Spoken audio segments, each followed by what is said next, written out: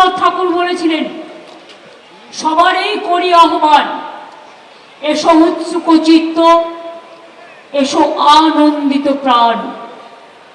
সুন্দরেরই পাদপীঠ তলে, যেখানে কল্যাণ দীপ জ্বালে, সেটা হোক স্থান।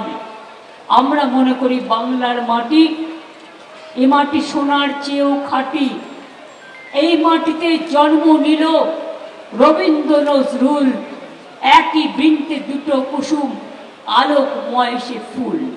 যেন চড়াই পাখির অন্দরে, মাটির ঘরের প্রান্তরে, সব মানুষের অন্তরে, ভালোবাসার প্রান্তরে সবাইকে নিয়ে যেন একসাথে পথ চলতে পারি।